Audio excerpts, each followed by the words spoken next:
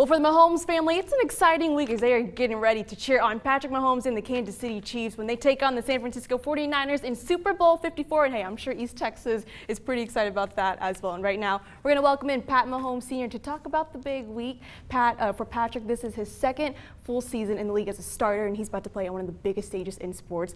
What was that moment like when you first found out that the Chiefs are headed to the Super Bowl? Well, it was pretty surreal, him getting a chance to, realize his goal and dreams, and to have the opportunity to get a chance to play, for the biggest thing that they have in football, and him getting to do it at a young and early age. He can only learn more and more from each experience.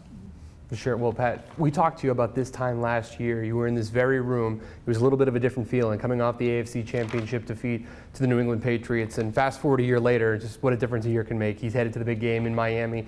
Talk about the hurt from losing that game last year and how that's fueled him to this point where he's one win away from the Lombardi Trophy. Well, I mean, he's a very determined person. When he sets goals, he really tries to reach them.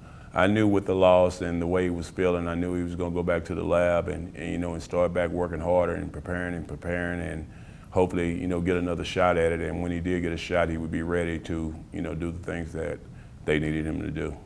When Patrick was younger, he wore your number, and now it's kind of roles reversed as you're wearing his number to support him. How proud are you of him? I mean, it's been awesome. I mean, a dream come true. I was a little worried when he decided to play football, coming out of high school. I kind of thought he was going to be a baseball player, but for him to say that, hey, Dad, I want to do this football thing, and to, make it happen, to get there is good enough. And now to have success while he's doing it, it's just a dream come true.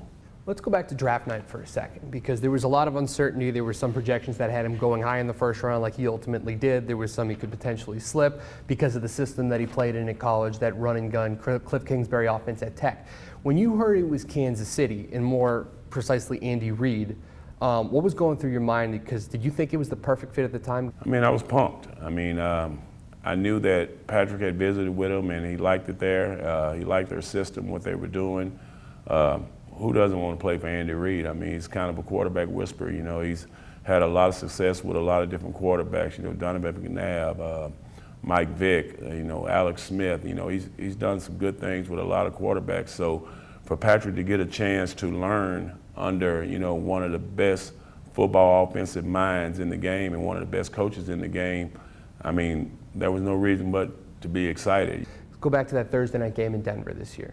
He goes down and everyone starts fearing the worst. Walk me through what you and your family were going through in that moment. Well, it's funny. I had a feeling that week that something was going to happen. I wasn't going to go to that game.